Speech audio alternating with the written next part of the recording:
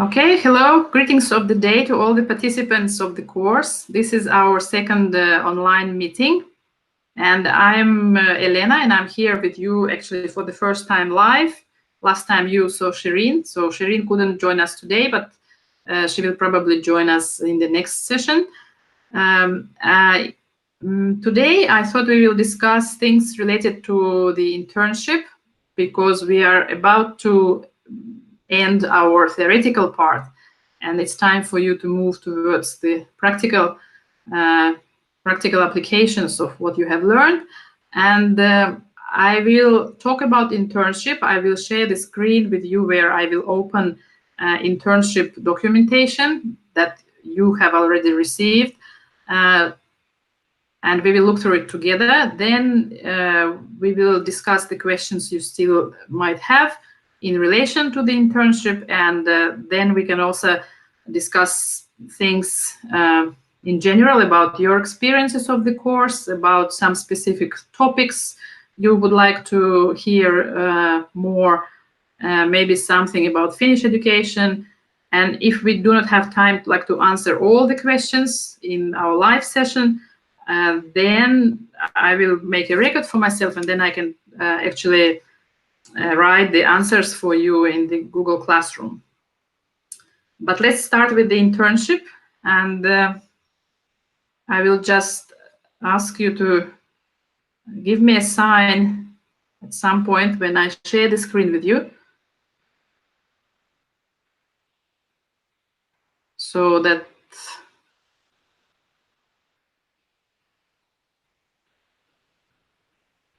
hold on, I just need to do a few manipulations here. But anyway, while I'm still doing the technical part here, I will keep talking that we are actually, with our theoretical part, we are on session 5, and tomorrow we are going to post our last theoretical session, which will be on observation and documentation. Okay, can you let me know if you can see the screen? Just wave or do some sign or nod or okay, good.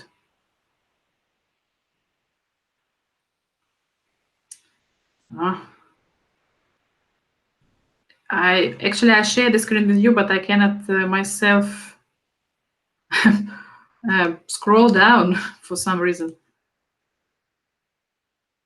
Here I am. If you unmute yourself for a second, then just let me know if you still see the screen, because I opened another window now. If somebody can unmute themselves and say... Yes, we can see the screen. But... Okay, good. Yeah. So this is what I sent or I posted some time ago for you generally about the whole documentation process through the course.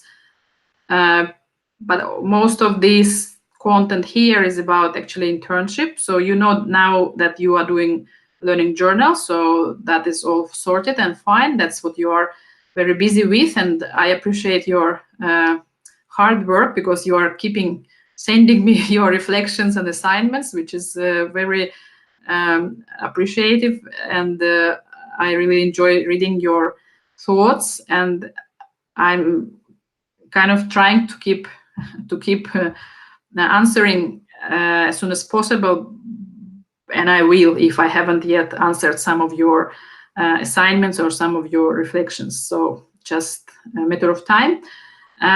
But now let's specifically mention about or talk about the internship. So you know already from the beginning of the course that internship takes place in your location. So you don't have to physically come to Finland. Of course, we would welcome you here, but it's very complicated, and that's why this course actually exists, to make it a bit easier. So you will try to find the place which will host you for the internship in your own location. It might be your own workplace if you are currently working in a nursery or kindergarten or preschool or whatever level of early childhood education you are with. Or it might be that if you are, for example, not working necessarily, you don't have to worry. You still try to find a place. You approach early childhood education centers available in your location and try to discuss with them so that they would host you for the internship period. So once you have agreed with the place which will host you, you need to sign an internship agreement with them. It's good if you send it to us right when you start your internship. If for some reason there is a delay with signing the agreement, it's all okay. You can attach the agreement like later, even you have started already, you still can like attach the internship agreement a little bit later. So you don't have to think in the way that first you need to send an agreement or copy of an agreement to us and only then start. You can start as soon as you have your own agreement with the place, but I mean, formally the contract or the agreement signed can be sent to us with a delay. When you look for the internship and when you look for the place that will host you, you keep something what we call accompanying letter with you. So I will just get down to see if that, I think accompanying letter, now I have to actually double check if you have got the accompanying letter. If not, that is one thing that I will post today. I think if you unmute yourself and mention to me, has any of you got the accompanying letter earlier, maybe from Shirin or no? Yes, we have the accompanying letter. Yes. Okay, good. So then you know. Okay, great. So then you know what is mentioned there. So there are a few points which you can discuss with the mentor or just with somebody with whom you discuss the possibility of internship. It's very important just to go through those things, at least those things which are in the accompanying letter, because then you have a kind of clear understanding what your rights and also what your responsibilities are, and also you can make sure that your prospective mentor or your internship place also has realistic expectations.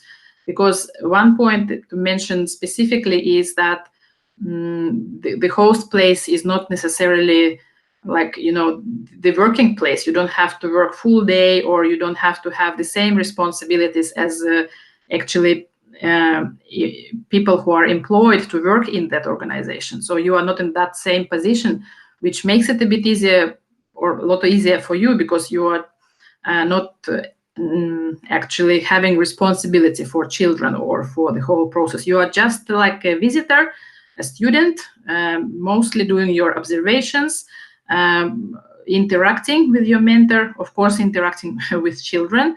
And of course, you are involved in activities which are going on in the Early Childhood Education Center. But I just mean that to make your mentor or your host place really understand that they cannot require or demand on you that what they would probably expect or require from their permanent workers. So you are just in a status of a student who is visiting and involved into the internship practices. Okay, that's very important. And of course, some practicalities you discuss with them, like does the place cover your meal costs? Do they provide insurance? I mean, these are the things that you just discuss with them, how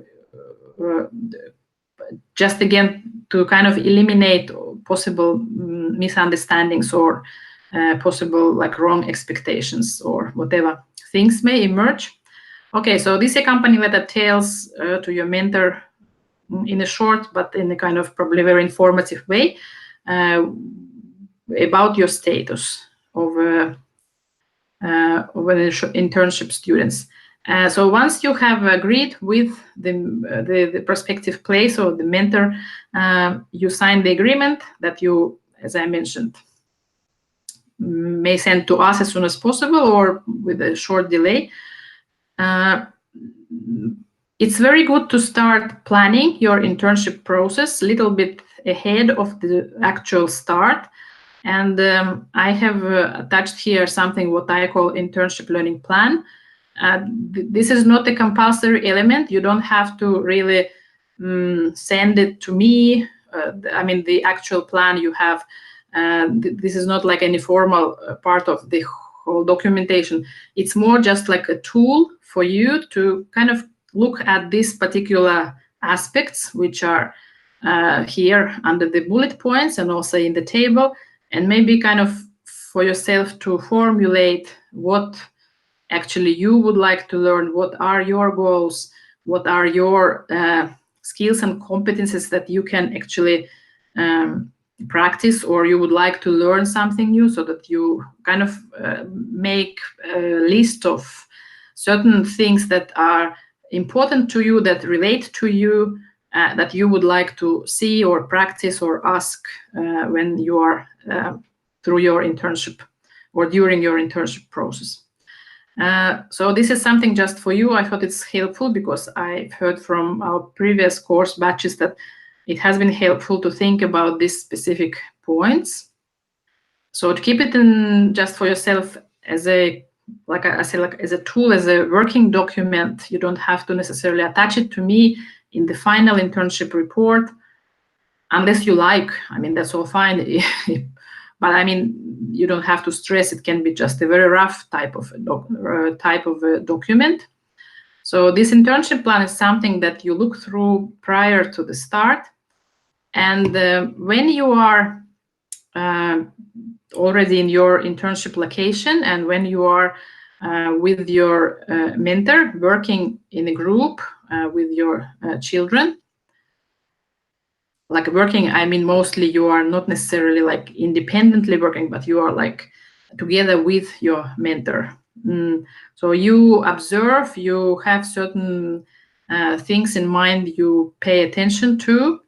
And at the same time, you also keep in mind what I call here internship self-evaluation, and also internship site evaluation documents. Keep in mind the content of these two documents, because they will also help you to look at certain things in your location, or actually to look at certain things in yourself, because you will have your goals in mind and you will think that what specifically you want to practice or want to observe, and how well you are doing it. And so these questions, which are also in this evaluation form, they help you to also actually plan your internship and stick to certain specific things. What kind of skills you want to use or you are using in your internship, and so on and so forth, which are all here in the table. Once you keep in mind self-reflection or self-evaluation points, you can come back to this form during your internship and actually keep filling in the form while you are doing your internship. It's you don't necessarily have to actually wait to the end of the internship, but you can do it at the same time. You will see how it works in your case, because we have a bit different learning styles, and for some people it's better to make some notes and recordings and also filling in the forms at the same time as the internship takes place. And for some people, maybe they need more time and they do it like at the end of the internship or after that. You also look at the whole environment where you undertake your internship, and you fill out this form, yes, which is what I say called this internship site evaluation. This is just, again, for yourself to pay attention at certain things which are listed here in the document, but this is also for us just to kind of connect your experiences and your reflections to the type of organization you are placed in, because we physically cannot attend or visit the place where you do your internship. So we do not know in advance what kind of context you have had. But for us, if you fill out this form, it helps us to relate your reflections on your experiences. If we know certain things about the organization where you have actually done your internship. So that's why there are questions about the environment and practices, and also about mentor. So we would like to know at least something extra to, or something extra like beyond your reflections. Again, like I say, to connect your experiences to the description of the organizations you will provide here to us. Okay, and then when you actually have finished your internship, and actually the whole course is like, let's say, almost finished, you have submitted all your assignments, you have been through the internship, you have done your internship report. I will still come back to this internship report soon. But I mean, after you have finished all the work which has to do with the course, you fill out the form, which is here, which is called Student Evaluation of the Diploma Course. This is like a feedback for us, what you found useful in the course, has it been helpful? You will see all the questions here, and you will see the scale from disagree to agree and strongly agree. So just try to locate yourself somewhere. Please do not feel that this document anyhow compromises your final result or whatever, you know. Just be open-minded. In a way, it helps us also to refine the content of the course, or to improve maybe the delivery, the type of delivery of the course, and so on. So we would appreciate your feedback, like honest feedback. You don't have to worry, it's confidential, it doesn't go anywhere beyond us within the organization. We just go through the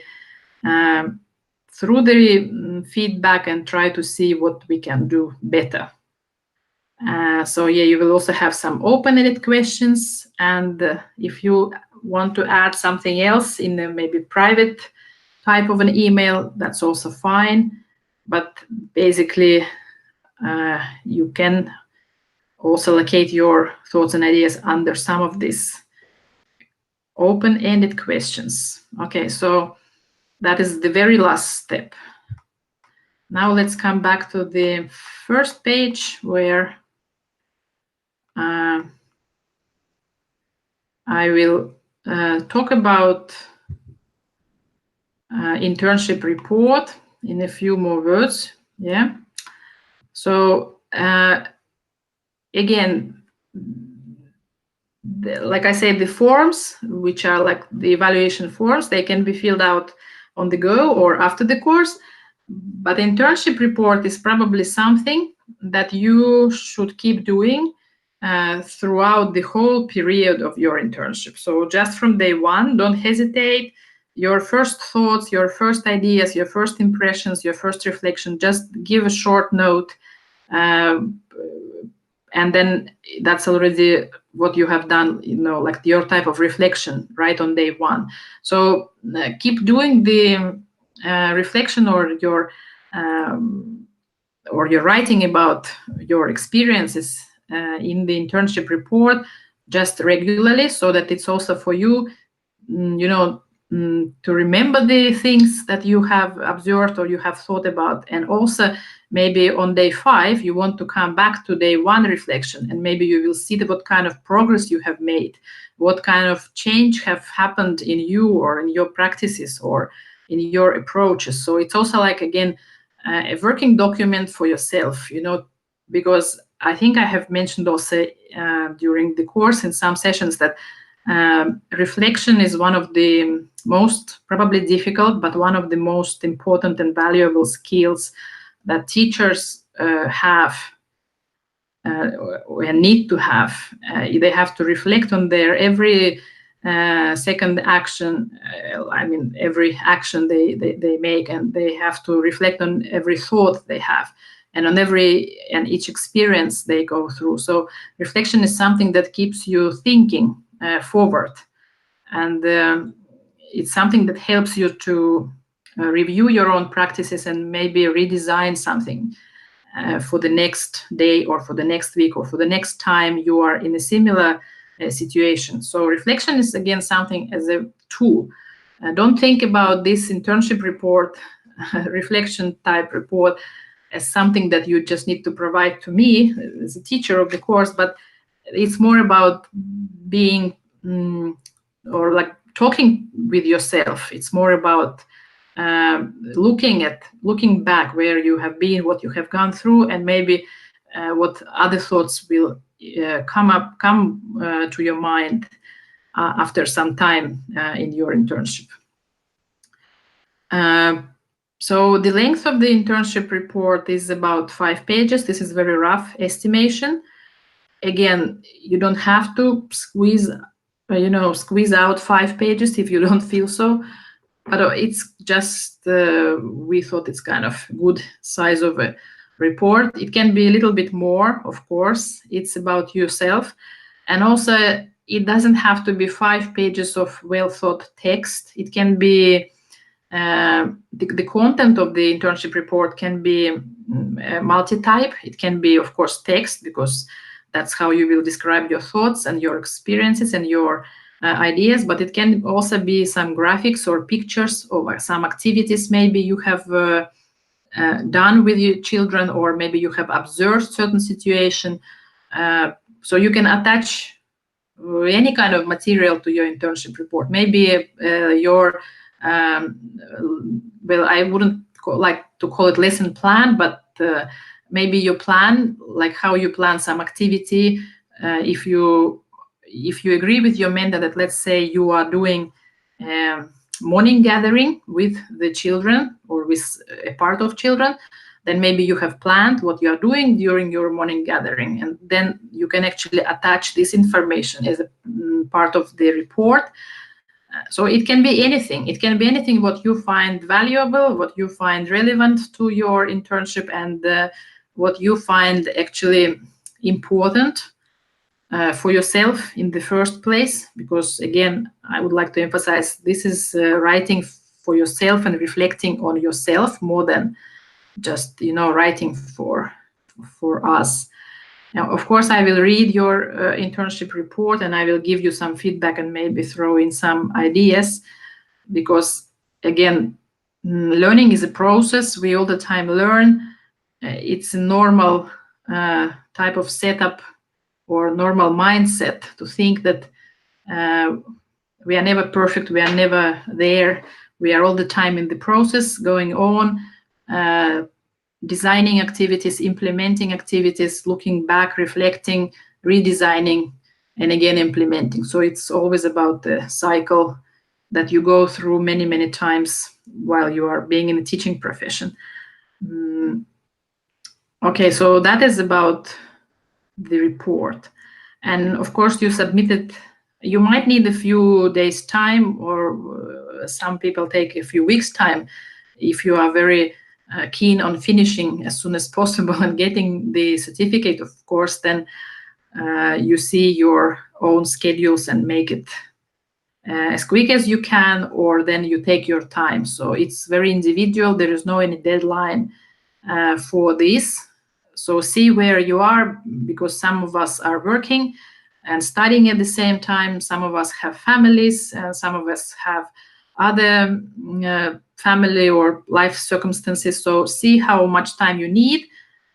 You don't have to worry about that, and submit the report once it's finished. So because that will be like kind of the final stage after which we can grant you the certificate. Right. I think I have covered actually what I was meant to here related to the internship. I think it's now better if you would ask questions, which still remain about something which still remains unclear, or you want to confirm, or my speaking was too confusing or unclear or whatever, just let's go through this again and see what questions you might have in relation to the internship. So if you like to unmute yourself one by one, we can go. Just while you're still thinking, I will just say something which I remember somebody asked earlier in the previous batch. There was a situation that the course participants, she was working in the nursery group, and then she was confirming if she can actually do the internship in the same place and in the same group, actually. Because due to the working circumstances, she just couldn't take 4 weeks out and go to a different place to do the internship. And we have agreed that it's all fine. Of course, we advise you to do the internship in a different location with different people than your working place, because that will enrich your experiences and your thinking. But of course, if the situation is such that you are working at the moment, you are working in the kindergarten or in early childhood education, and you just cannot leave your place or your group, it's understandable. You can do the internship in your own location, of course, then. But like I say, you know your situation better. It's not easy for us to see here, from Finland, and we cannot tell you, do this or don't do that. So it's up to you to decide. Just try to keep in mind that if you work with different people, with different group of children in a different location, that might be actually a very valuable experience that gives you actually a lot more than if you probably work in your own group of children or with your own teammates or your colleagues. Another example again was that it was the person worked in the same kindergarten as she did internship, but she just went to a different group, so that she worked in fact with different group of children. And then she of course worked with different teammates, with different colleagues, and she found it actually a very good option, because she still was in her working place, so she didn't have a problem to arrange her time out of work, but still she got new experience, because that was a new context and a new situation for her to work with different children and with different adults. But again, if that is absolutely not possible for you to just switch, we can consider it's all accepted if you work in your own group with your own teammates. But for your best, we think it's better to change the environment. It always brings new perspectives and new experiences. All right. I don't know if you have questions, just unmute yourself and go ahead. I will still add then something. Yeah, so Elena, I have a question. But right. First, I apologize. I don't have my camera. It's I okay. couldn't switch on my camera. Yeah. So just following up on the point that you just mentioned, I was wondering, because I am looking at doing my internship in an international school, and within the international schools, they have like 2.5 years old classes to 5 years old. And I'm wondering if it is more ideal for me as an intern to follow one class throughout my 4 weeks, or is it all right for me to jump from one class to another, so that I can really be exposed to different age group. But at the same time, I also think that it's quite important to be able to follow one class and observe the children's behavior. So I don't know where I should place this decision making. Yeah, absolutely. I understand you, and very good questions. It's a sort of dilemma that some people, I know. On the other hand, it's again like there is no right answer, like which option is best. It depends on your previous experiences. If you have worked with let's say, certain age group, and now you want to focus specifically on another age group, then probably it's better to have all 4 weeks, in one group, with one group of children, with the same teammates. But again, if it's a new place for yourself, the international school where you're going to, you would like also to observe not just the group, but maybe you would also like to observe like the working culture, because the working culture would be different from group to group. When you work with one teammate, like with one set of teammates, the culture of work is a bit different, even though it's under the same international school. So based on your previous experiences, think what is better for you. Maybe you have 4 groups, 4 weeks. So I think that maybe you could watch or observe 2 groups just to have comparative perspective, maybe not switching from one group to another every week, but maybe like 2 weeks and 2 weeks, or 1 week and 3 weeks. You will feel, because that should be an experience for you to learn. That shouldn't be just an experience for you to, be there just like doing the internship because you are supposed to. You want to learn as much as possible. So if they allow you to, that has to be a mutual agreement. You have to discuss with your international school people if that is fine with them for you to move, maybe. Or maybe you do so that you move through 4 groups in 2 days, shortly, with the short visits, and then you stick to some group that you are mostly interested. I mean, there are many different options. Yeah. Because if you will discover that, okay, I stick to this group on week 1 and I'm going to stay with them for 4 weeks, but I feel like I'm not learning that what I would like to, then you feel like a little bit kind of frustrated in a way. So it might be, if they let you walk through 1, 2, 3, how many groups you have there, just to have your own short observation, your perception, because you need to also connect, with your with the adults who work in the group, with somebody who will be mentoring you. You also need some type of connection with these people to benefit from your experience. So if that is so flexible that you can decide, that will be, I think, the best option. So which experience or which group or which as a group of adults you find most interesting for yourself. All right, thank you. But there's no right or wrong answer, or it's up to you. The main thing, keep in mind, you are there to get most of your experiences. That's the main point. Because sorry, I'm just keeping, because I think children is only one, or like working with children is only one part of actually of work. You have to keep in mind what I call and what we call in Finland actually working culture. You want to observe how different people work with different children in different situations. You want to observe as many different styles as possible. You might also be interested to have 1 or 2 days in the management office if they let you in, and if they are guiding you through certain basics of how actually the operation, like management and administration, takes place. Because that's just an idea I throw in, because I'm not sure is your school allowing you to do that. But you can discuss. You can always ask, and they will say yes or no, and then you know better.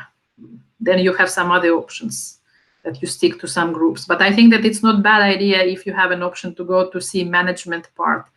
I don't mean now bureaucracy, like in terms of paper bureaucracy, I mean more like you could sit maybe or discuss for a short time or for more longer time with the manager or with somebody who is supervising the school, or maybe with the assistants of head of the international school, just certain things about management, because it's a bit different type of task rather than work with children. But both of these tasks are part of work in early childhood education.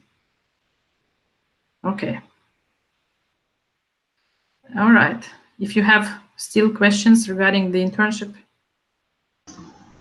Hi. Yeah. Sorry. Go ahead, Chandra. No, I Okay, mean, okay. I just want to know if I can start my internship before or after the time period, like before 8 weeks ago, or after like that.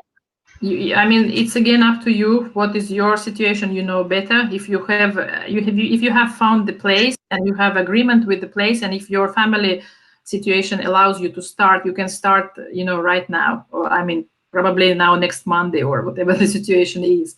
You don't have to finish the course. Like finish the theoretical part because you still have one more actually session which will be posted tomorrow. So you don't have to wait until that or until the time you write a reflection on that session. You can start when you are ready and when the place is ready. And if you still need time, then you still take time. Okay. Flexible, because the idea behind is that you all individual participants, your own situation better than us. Yeah, so we are not in the position to tell you certain dates or certain times. You will see what fits you or what suits you better, what fits in your context, and then you make a decision. Okay. Okay. You Thank can you. start anytime or take your time then. Thank you. Thank you very much. Okay. Uh-oh. Right. I don't know what I did. Hi. Hi. Hello. Nice to see you. Nice to see you. Finally, Elena. I'm Alejandra from Mexico City. It's summer here right now, so classes will be starting until August 26th. So I'll have like a month to plan everything.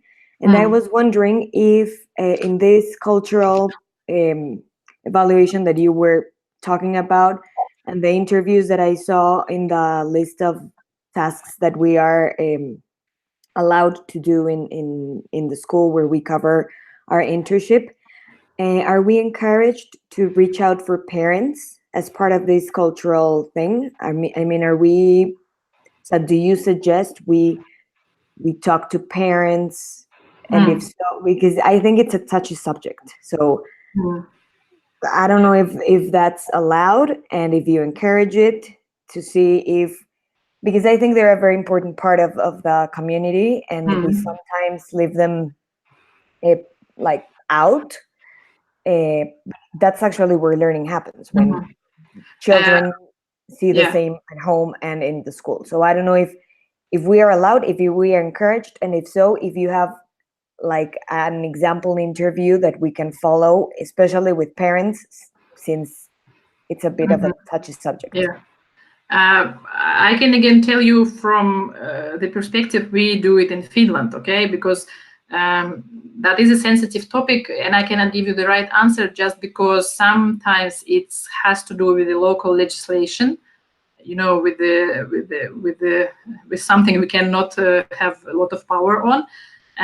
In Finland, it's done so that whenever we have a internship student, or we even have sometimes a supplementary person or assistant coming in for a short time, we have a practice that the person who is a new person to the environment, to children, to group, to the parents, makes a short description or like introduction of themselves, like maybe one A4 page with a picture, like including the picture, a few lines of text, like I am the person this and that, and I'm doing the internship through this period, and I'm here to learn things about like related to the pedagogical, to the managerial, to administrative stuff, whatever things you are targeting, to learn. So just mention, like in a way, make aware the community, the parents,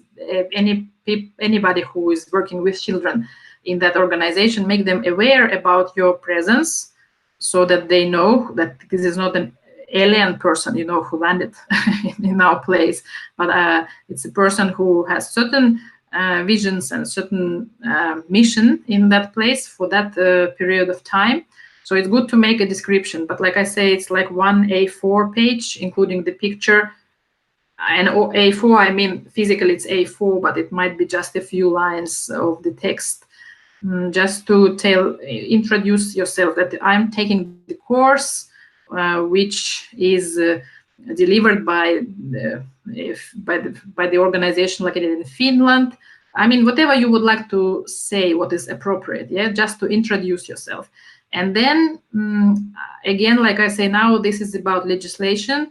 I don't know how it works in your country. Can you talk to the parents? What you can talk to the parents if you are not a person who is actually officially in the position of the employee. So confirm with your mentor, with your organization, with the school where you go to, what type of talk you can have with your families.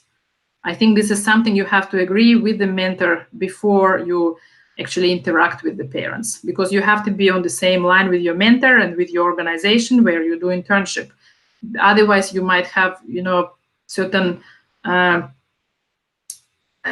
you might end up in a situation which will be not so pleasant to deal with. So in the first place, it's very important to introduce yourself. Secondly, talk to your mentor or somebody who guides you in that place, what you can discuss with the parents. I think basic things which have to do with the day flow or with what the child has been doing or learning, this is a very kind of general basic stuff that I don't think it's a problem to share with the parents, even if you are in the status of a student. But again, it might be cultural, it might be because we have many different practices in different countries. In Finland, it's much more open, I think, than in many contexts. And it would be very normal here that an internship person will share with the parents about the child's day, about what activities we have done, what other observations the person has, or the student or the internship student has made. But I think it's always good to talk to your mentor, so you don't have a conflict of interests. Otherwise you might say something which is not in your power. And I would generally recommend that if it's a sensitive thing, like somebody hit somebody or somebody kicked somebody or some accidents happen through the day, I would suggest that you let it for the permanent staff members. But some general information about the day and the child, why not? I think it's just at least our parents, they like to hear what we have done here through the day. You know your parents better, so you will see.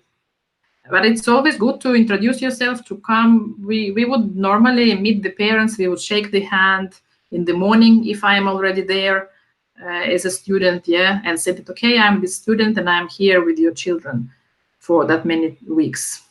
So just they know, you have to build this connection. You have to build this trust in a way with people, with parents. Because you are going to stay there for more than one day, you're going to stay there for a week's time, so it makes sense, right? I don't know if that was the answer, but I just mean from my perspective or from our perspective in Finland, I would say that introduce yourself, greet the parents, and agree with your mentor what you can say and what you cannot say. And generally, if it's a sensitive thing, maybe not to start dealing. Let the staff members do that. Mm-hmm. Yeah, I mean, having a relationship and this bond with the parents is important. Yeah, and I was also thinking a little forward, like conducting an interview or something with a parent to see what they know about the model of education that the school has and stuff, like how involved they are, what their role in the school is. And stuff like that. Yeah. Like that would be interesting to cover during an interview. But I understand. Yeah, if you keep in mind some kind of survey you want to do, again, confirm with your organization that you can deliver it. Of course, when we do it in Finland here, it's not compulsory for all the families to engage into that. It's a matter of choice. Of course, you deliver. Let's say if you do a paper survey, you deliver it to every family, let's say so. but you cannot force them to come back with their feedback or with their replies. You might encourage, and actually you might mention also in your short introduction that you make to post on the wall, you know, that who you are and what you are doing here. You can actually mention that I'm also here doing a small scale research, and I would like to encourage you to address the questions or aspects through this survey. And then, but again, first confirm with your mentor, of course, you know, and then deliver it to the families, which is a kind of absolutely normal practice here in Finland. Yeah, that's how actually our students do small-scale researches before they graduate to become teachers. They do the actual research in real context, which is a part of the degree.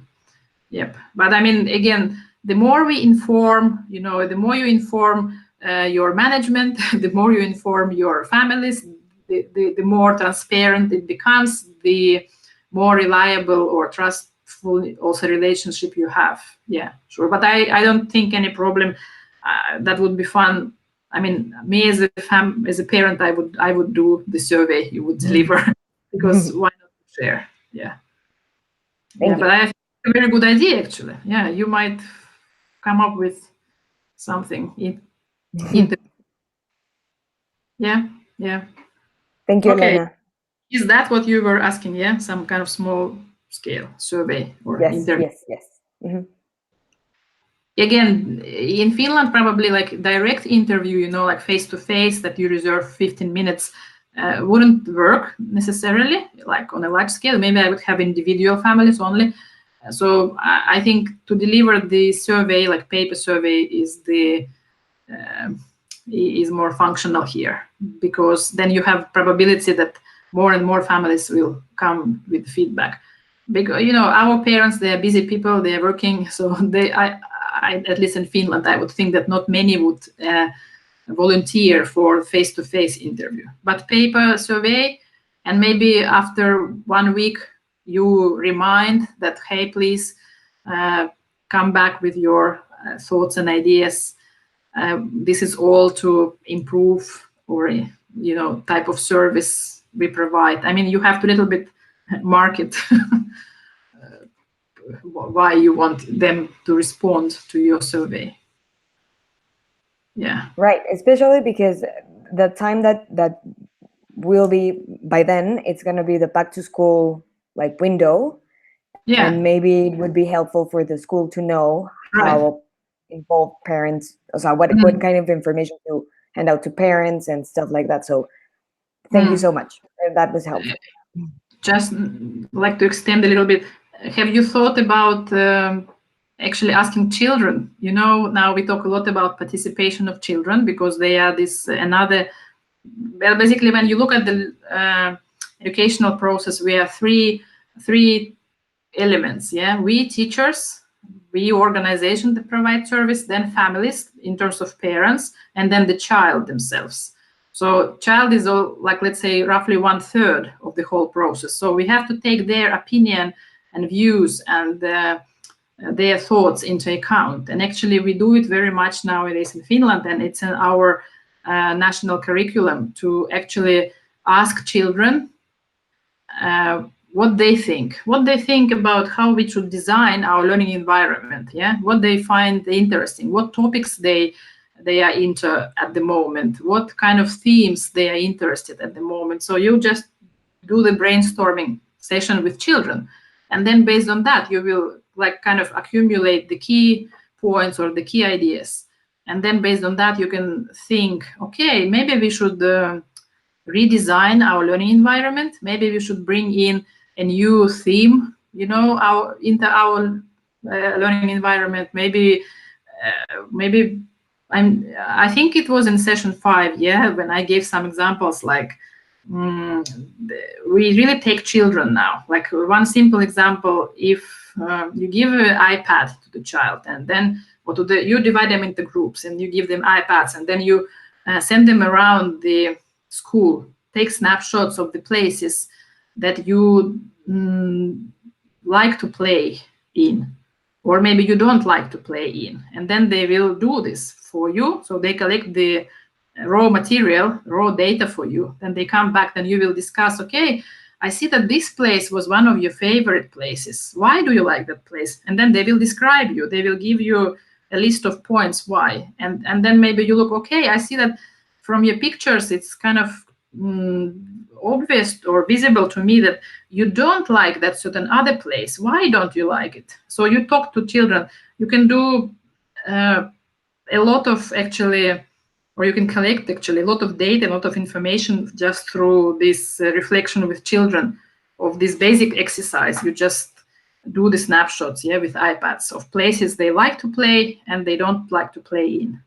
And then that would be the starting point actually in our practice for maybe even a project, how we can redesign the learning environment or the space in our classroom, how we can make it more attractive, or what can we bring in, what kind of topics or themes we could bring in. Maybe we take something away for a little while because they don't express any interest, which is fine, just take away, but we create something else, instead. So, I mean, there are many ways, but one example, we would give kids or children iPads and, for example, send them around and find the places they like, they don't like. One short example. But I think I gave some examples about children participation. If it's not session 5, then it's coming tomorrow in session 6, because I will talk about how we actually can use children to document their own learning. And I think you are familiar with the concept, right? If you are familiar with Reggio Emilia, so you are familiar with the concept of children documenting their learning process. Yeah, and also the third teacher, no? Which is what you just mentioned, like the environment being another teacher for children. So having them impact their own environment becomes a teacher to them. Yeah. And I mean, there are many things here. It's not just because the teacher is lazy, and doesn't want to do a job. No.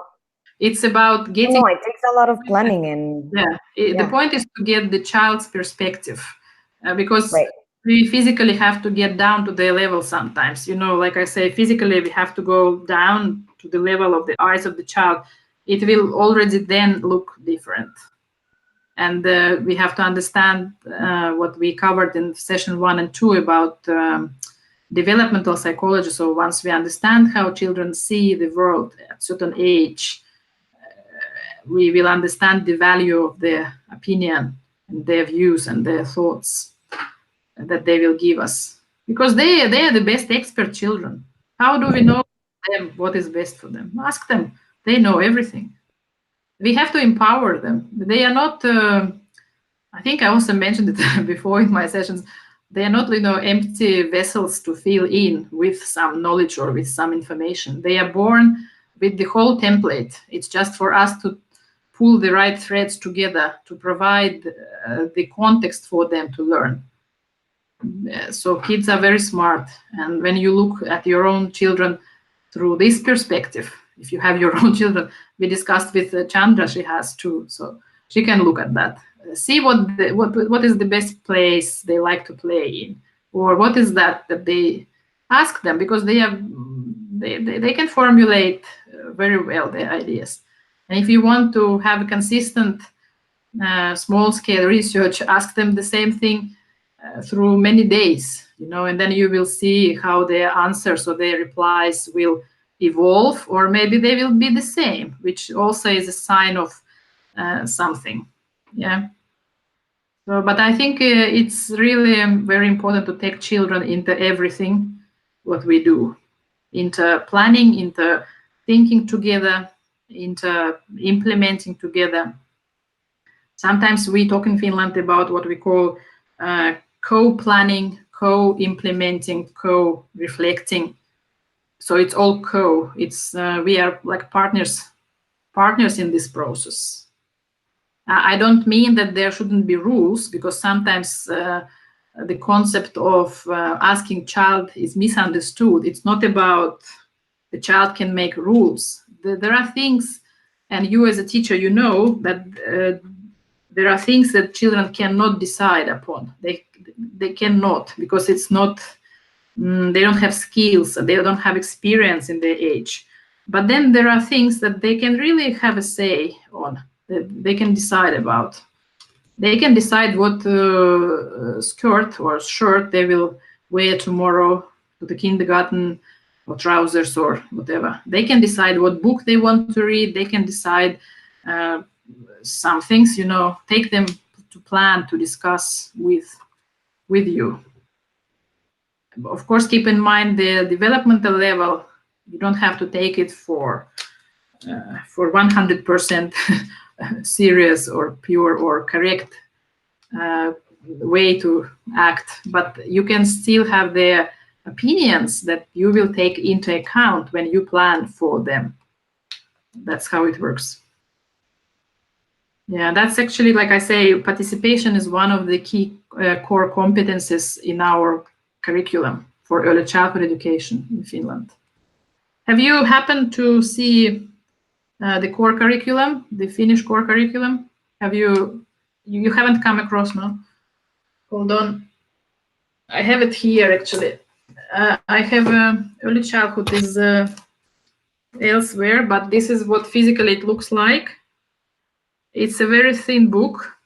This is the PrePrimary. PrePrimary in Finland is 1 year before the primary school, which is 6 to 7. Because kids start school, elementary primary school, at the age of 7. So this is PrePrimary, but a similar type of a document, also very thin. It's a curriculum for early childhood education, which is in Finland, is from 11 months, because that is the time when child can start the early childhood education. It's from 11 months until 6 years old. So 11 months until 6, it's early childhood education. I talk now about official terms, yeah. And 6 to 7, it's what we call PrePrimary. But similar type of a document. I just don't have it here, the other one. And this is, if you want to know a little bit more, I usually like to say that this is not a syllabus. It doesn't tell you what you teach every day. It doesn't give you lesson plans. It doesn't give you plans of projects. This is not about that. Actually, we don't have this kind of document in Finland at all. We don't have to do the plans. Plans we do all the time in our mind, together with our staff members, together with children. Every day we reflect 8 hours a day, from morning to evening, and we do the plans all the time. Of course, we have rough kind of idea about, of course, the day schedule. Of course, that is always there, and of course we have our planning meetings with my colleagues, with my team members, because I work usually with 1 or with 2 other teachers or assistants. So of course we have those regular things that we roughly plan something. Yeah, that okay, on Tuesday we go on a field trip, on Friday we stay inside to do physical activity with music. So we have kind of rough plan, but we do not write. I know in many cultures you have to write the plans. We don't have to. It saves a lot of time. It gives us a lot of opportunities to be with children, because when you have to write plans, it means you have to be out of the group. Yeah, so yeah, that's one thing that works here very well. We don't have to do that, but this document, I come back to this, it's about values. It's about what we see the child should be like when the child transits to elementary or primary education. So it's about values. And you will see something we call, there's no graphics here, but if you are interested, I can post for you what we call the wheel of competencies. I think I don't, have we had a session on Finnish education? No, not in our sessions, but I can post for you something about the core curriculum. I think you will find it interesting. But we talk about values, we talk about approach, pedagogical approach to our work, and that's it. We talk about support system, how the support system works in Finland as well, but we do not really describe the teacher's everyday practices. We just talk about child-centered or child-initiated activities. And we talk about value of child's opinion, about child's experiences, about joy of learning. We talk about values. So I call this document descriptive. It's not prescriptive. It doesn't tell you how. It just describes what at the level of values. You know, we talk nowadays about 21st century skills. So this is what drives actually thinking, like in our everyday practice. We have to prepare children for future. Like they say nowadays, half of the jobs which will exist in year 2030 haven't been even created. So we don't know what the future is like, but we can prepare them in a way that we teach them not subject matter. We don't teach them, you know, like by subject. Actually, we don't teach in Finland by subject, which I know is again practice in many other countries. We integrate subjects. I think in session 5, I updated the video for session 5 actually, because there was a technical problem, I know. I mean, I just uploaded the new video for you, which was with us, but technically it was missing from the Google Classroom. And I told you in that session 5 that we integrate subjects, we integrate skill areas. Everything is combined when you work with young children. You cannot teach them mathematics separately from science or from language or from physical education. We teach everything together. This integration is one of the keywords in our system. You have to integrate teaching, care, education. Every moment is a learning moment or teaching moment. You can teach mathematical concepts while you are dressing the child outside, you know, outdoors. So there are many ways to actually practice like what we call academic skills, numeracy and literacy during actually activities which are different than mathematics or language lessons. Yeah, but that is such a big thing that I know I addressed them in session 5, and I think in session 6 you will still get more. But it's a very big thing actually to open up the curriculum and to tell you actually in practice how it happens. But like I say, sometimes people ask me, okay, so do you have Montessori then method in schools in Finland? And I say, this book is a combination of best practices from around the world. There is Montessori, there is Reggio Emilia, there is Waldorf pedagogy, there is common sense in the first place. There is Finnish history, that is all in this document. We don't follow officially any of the alternative pedagogies in our schools, but we take the best elements which work for this particular group of children or with this particular child. And a lot of common sense and a lot of values. It's all based on values, and it's all based on understanding that the child is not really blank. The child is not tabula rasa. The child is very capable, and he has a lot of prerequisites. For us, it's a job to provide the context for them to learn. Right, that was my kind of flow away, but a bit of a Finnish system. Okay, I cannot share this document with you. I will tell you why, but I also will tell you where you can find the document. Finnish language, because Finnish is a national language, yeah, so all documentation actually in Finland is in Finnish. So in the first place, this curriculum is written in Finnish language. English for us is a foreign language, okay? So this document is written in Finnish language originally, and that Finnish language version is available for teachers in Finland for free of charge. Doesn't cost us. I can go and download the document, and in our kindergartens we will have it everywhere. But English version is what is made, or it's a translation, as a follow-up translation, and you can purchase it if you like. And if you like, I can give you the link to the online bookstore by the Ministry of Education of Finland, where you can purchase this. You can purchase paper copy, or you can otherwise have an electronic book as well. So there are two options. And I will send you the link. I just marked for myself that I remember. And then when you go there, you can check the fee, because I don't quite remember, but a few tens of euros, yeah. Plus it might be delivery fee if it's a paper copy. If you want a digital, you will not have delivery fee.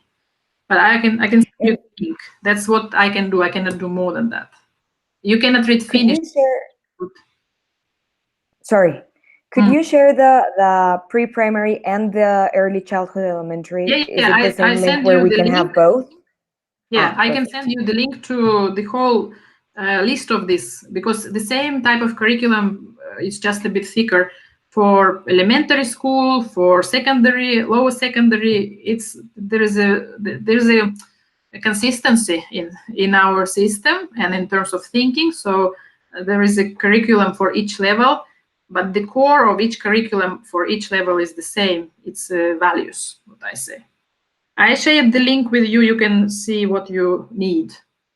And if some of your colleagues work in secondary education, they can have secondary education curriculum. So it's not a. Can I also share the wheel? Yeah, the wheel of competences I will share with you. It's my name, the wheel of competences. I just like this term. I can share with you in English. Yeah, I will do that. It is in the document, but it is described in terms of text. In terms of text. But I mean same items. But I can show you the graphics just to see for you core competencies and learning areas. Okay, so I just mark. I promised for you the link and the wheel. Right. Elena, I have a quick question. Yeah, go ahead. Yeah. So you were sharing about how you and your colleagues are constantly on a reflection cycle every day, etc. And I don't know what is your setting. Like, is it like a daycare or different preschool education system? But I'm wondering how many colleagues work together at the same time. I mean, I assume that one teacher is in charge of one class, but then are there like class assistants or teacher assistants, or do you guys do the reflection together every day as teachers of different classes, or how does it work for you guys in the Finnish education system? Yeah, thank you. Yeah, I know what you are asking about, so I will summarize and I will add something. In Finland, as I mentioned, everything what is starting with 11 months old until pre-primary or primary education, it's called early childhood. We don't have the words kindergarten, nursery, baby class, young junior kindergarten, senior kindergarten. We have none of these words. We have only one word, which is in Finnish päiväkoti, which means day home. Yeah, so when child starts 11 months, he's 5 years through day home, basically. Yeah, we don't have split. The thing behind is that our early childhood is not so academic. Actually, it's not academic at all, as might be, I know, in some other contexts. Okay, the point is not to teach children numbers and letters. The Finnish education system talks about holistic development. It's about developing whole brain child, if you like. Nowadays, neuroscience tells us a lot of things about how the brain actually learns, how the brain handles motivation, which is one big thing, motivation. With our age group, we work with little kids. Motivation is something which is inbuilt, I think, what I experienced, and I think it's natural for our young kids just to love to learn. it's a bit different and more difficult questions with motivation when kids are getting 10, 12, 13, but that's not our age group anymore. So we work with these young groups in early childhood. They are natural learners. They are just driven by some miracle mechanism they want to learn, okay? So in Finland, we, like I say, do not target teaching academic skills. We want them to be competent and ready for school, but we want them to be ready for school in terms of personal, social, emotional skills. And that is what you remember we discussed in session 1. I talked about the skills, and then I related it to the UK Early Years Foundation Stage document, because it's in English, it was easy to relate it. We have it, of course, in Finnish, but no translation. But I mean, similar type of a document, yeah? But I mean, what I talked about in session 1, that is the core of Finnish early childhood education. We have to take care of the child's social, personal, emotional skills. We think that when they are ready, in this sense, socially, emotionally, they can handle disappointments, they know how to negotiate conflicts, they know how to work in a group. That is enough for us to think that they will be more successful in their academic schools when they start school. Yeah, I mean school where they will already go through more mathematics and more like language studies. Of course, in our early childhood, and it's natural for children, they learn letters, they learn numbers, but it's all done through play. And I think in session 5, I have given you some examples how you can combine actually learning of academic skills with some playful activities. But specifically, like, okay, now from 9 to 10, we have mathematics where we learn numbers. We don't have this at all. We don't have classes. We don't have teachers doing the subjects. So now to your question again, what is our setup in terms of staff and the child ratios as well in groups? As for today, official ratio is for children under 3 years old, 4 children per 1 adult. So 1 to 4. For children over 3, 8 children per 1 adult. Okay, it might change a little bit. We have new government. We have new Minister of Education. There was a lot of discussion about making the sizes of the groups even smaller as it used to be. It used to be 1 to 3, 1 to 7. I know in your context, the groups can be something like 1 to 25 or 1 to 40 in China, they told me. I don't know, people, how you work. I admire. I know you would have an assistant, but it's a bit of a discussion. Again, do you have an assistant who is really helping you as a kind of assistant, taking on responsibility? Or do you have an assistant who just stands by the wall observing what's going on? You know, you can have different assistants, yeah? So it's good if you have 25, like you say, you have big groups and you have an assistant. But I would like to also think that that is a very active or proactive assistant who really helps you to manage the group and who really helps you with the teaching practices in the group. I don't know how it is, but that's what I just hope that it would be so. That is the ratio. I told you the ratio, okay? So in one, let's say what you call classroom, because we have home classrooms for each group, because our kids don't have to go around the school subject by subject. We don't have separate classrooms for different subjects. We have one home classroom for one group, okay? And that home classroom can host, for little ones under 3, the group can host 12 children maximum, which means you will have 12 children and 3 staff members. For children over 3, you will have 24 maximum, 24 children, and then 3 staff members. So you observe the ratio, yeah, 1 to 4 or 1 to 8. Okay, so the biggest, let's say, group of the size of the group we can have is 24 children in one home classroom with 3 staff members. These 3 staff members do not all have to be teachers. I mean teachers by qualification, by the credentials. Yeah, it can be one teacher who is a graduate from the university, which means has at least bachelor degree.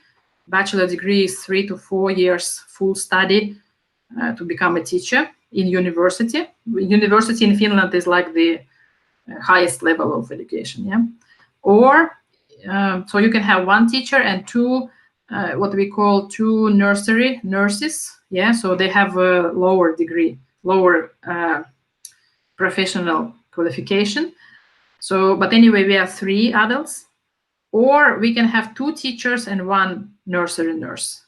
Okay, but the nursery nurse, or how would you call it in your context? I don't know. Childminder, maybe in some English-speaking countries, but she might actually host, childminder hosts kids at home. But anyway, kindergarten nurse, daycare nurse, whatever you call it like. But anyway, we call it something like nursery nurse. That person has no higher education, but still has a professional qualification and is qualified to work with children. In Finland, to work with children, you always have to be qualified. You cannot just invite, people from the street. Hey, come over.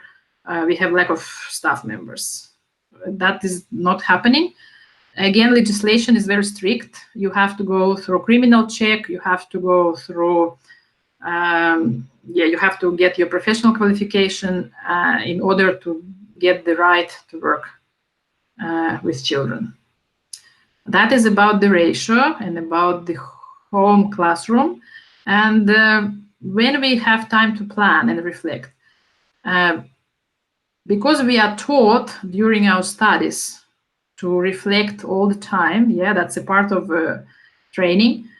It becomes, of course, with time, your kind of inbuilt skill or mechanism. You are doing it all the time. You see the child and you like right away connect certain things and reflect on situation. So kind of reflecting on everyday situation, on every moment happens all the time. But if you want to know, like officially when we have time to sit and plan, we have on average, there are small variations maybe around the country. On average, it's like once a week. I have a staff meeting, what we call staff meeting. So my colleagues working in the same group of children, so my 1 or 2 other colleagues, we come together and we sit, let's say on Tuesday together, roughly planning our week ahead, or like week after next Tuesday, because last week we planned this week. So you always plan like week ahead or week after the current week. We have about 1 hour, maybe sometimes 1.5 hour time. We have to be very short and content and precise what we discuss. We always, one of us is always kind of a leader in the staff meeting. We rotate who is the leader. Like this week I am, next week my colleague, and next week again and next colleague. But we are the team, the same team, so we just rotate who is the leader of this once a week staff meeting. And that leader will do the agenda, like the list of questions we want to discuss. And then we have 1 hour, 1.5 hour to discuss. We have to be very quick and to the point. That is like, again, more about planning what we are doing, when we are doing, confirming that we are on the same stand, on the same ground. Maybe we have had issues from last week we want to discuss. Maybe we had the problem discussing something with the family. Maybe we had the problem with the child. We want to confirm that we all have the same line of response to the child, yeah, so that we are on the same line, on the same ground. So we discuss different things, or maybe we plan what we are doing ahead. Or maybe we will bring up the results of the brainstorming session that we did with children, maybe this morning or maybe previous day morning. Okay, if I gave them, as an example, I told you, give them iPads, make them photograph places they like to play, they don't like to play, And then maybe in our staff meeting we discuss that what we have discovered and what we can do now. But always planning is something that is action oriented, and you will hear about that in session 6 actually. It's just a bit ahead because it relates to your question. But planning is something that is not done for the management or for the kindergarten principal. We don't do that kind of planning to be accountable. Planning is always a part of our work. It's kind of our inner circle tool or something, how would you call it? Something that keeps us together and carries us together in our thinking and in our action. But we don't do discussions or planning just because kindergarten principal told us to do that. And we don't write a report about anything. Planning is something very practical and very action oriented. Actually, in Finland, we don't have so much bureaucracy as I know you people have in some other countries, because we don't have to be accountable. I know you will now ask next question, because that's what people ask usually. Okay, so how they know that you do quality work? We do it because we are educated, because we have something what we call shared leadership. It's in a way like we all 3 staff members working in the same group, we all share responsibilities to that extent that we all take part in the process. There cannot be any free rider, in that kind of setup. It's what we call, otherwise in English, a peer pressure. Yeah, you have this peer review or peer pressure. You always know that, okay, if I don't do that, then I know that that's extra load on my colleague, and I cannot afford this because we work as a team. I know that at some point my team is not going to be happy if I'm not doing my part of work. But I know it's something very cultural. It's a part of Finnish mindset and a part of culture. You can teach your people in your different national context to function in terms of what we call shared pedagogical leadership.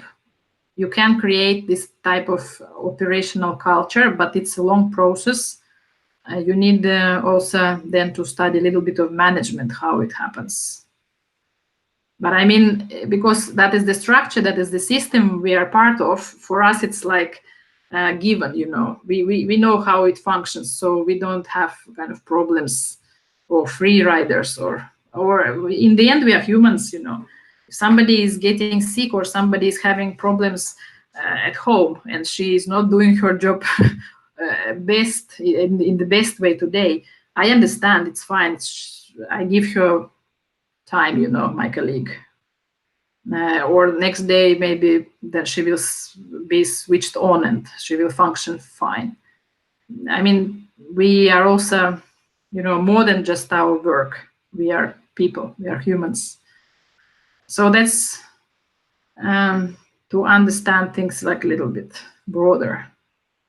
But of course, there are job descriptions, and of course there are responsibilities that I know I'm as a teacher or nursery nurse in her job has to perform, of course. But again, like I say, common sense is something that we think we value here. Because like you see, I'll give you a simple example. Let's say the child got sick and the child vomits on the floor, yeah? On the table, I don't know where, or in bed.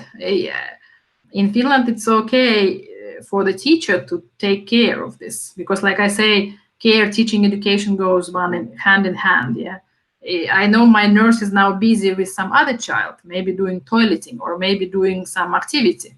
So I'm a teacher, which kind of, let's say, I'm higher on the hierarchy, yeah? So I'm not supposed to clean anything, but we don't think it that way. We think that everybody does everything in a way. Everybody is available and everybody happens to be in that situation where happens to be, and that's why has to take care of the consequences. So actually this kind of stiff hierarchy is not is not at all part of Finnish culture. So it's not about hierarchical system. It's different. But that goes a little bit further away from pedagogy. That goes into what I called operational culture. Like if you want to see that in your internship place, you might like to see it, how it works in your organization. And then we can still discuss it and see your observations and reflect on them. But that's kind of probably the answer. Yeah. All right. Thanks. That's a very interesting sharing of how your Finnish work culture is like. I have another question, which is we are supposed to be 8 weeks for the course, but tomorrow you're going to upload the last session. I think it's for 7 and 8. Right. I think it's counted in a way that because we have online sessions in addition to like the actual theoretical sessions, so it makes up to 8. I think that's the explanation. But I can confirm still. I can confirm with my team. Yeah. But I think that is the idea because we post the theoretical sessions like on Fridays. But in between, we have this one meeting today, and then I think you have had one meeting with Shireen in the beginning, right? And then are we still having one more actually? I also kind of let you know, I confirm. Okay, and I reckon that the next meeting would be during our internship because I think that will be very helpful if we can all share our experiences. I think that's the idea to have it then. Yeah, but that's the kind of the format. Yeah, so it's basically 8, but it's made of theory plus online. Okay. And I think it's really good if you type your questions, ahead of the meeting so that we could specifically go through them. Just like, I mean, of course, I can answer you any of your question anytime. I have all my knowledge with me. I don't have to prepare in that sense. But I mean, if you want me maybe to show something or to kind of specifically think about something, then it's good if you post your questions a little bit ahead of time. Or if you have similar type of questions, then I can, kind of combine them and then answer them in one entity, because different people have basically same question but put in different words. So then I can address your questions in groups, let's say so. So that's maybe why. If you post your questions, it's also not a bad idea. Okay. Right. I think actually we are about to finish because we have used our time a little bit over. But anyway, I enjoyed your company and I was happy to answer your questions. And I think we could still sit here for another 3 hours talking about Finnish education system too. Send me questions, send me maybe some small requests about something if you want me to share with you. But like kind of try to be specific, not just like, hey, can you tell us about curriculum? Try to be more specific, like, something which burns in your mind. And then I can group your questions and also write comments in that more kind of concise way. Yep. Right. Okay. But I mean, as for now, you know that internship is the next step coming soon. And I think you kind of know what you do first and what you do next. Now we have also discussed today. And I think you also have confirmed about your particular like context or situations or questions. And we have covered that. I think we also have touched upon Finnish system in some way. And I have your request here with me. I will share the wheel of competence and the link with you and make your questions for the next time. And then we can again continue discussing. If nothing so far, no more than that. Yeah, no, nothing. Okay, good. Then I just wish you have a good weekend. Not yet Friday, tomorrow is Friday, but weekend on the way. And I was happy to meet you here. And we will post this video soon today, tomorrow, yeah, on Google Classroom. So for those who haven't viewed us, they will view us, and if you still want to view it again, it's available on Google Classroom. Okay, good. Thank you on my part. Thank you for your comments. Very nice to see you too. And welcome to Finland. Okay, good. I will end our session here. Thank you and goodbye. Thank you on my part.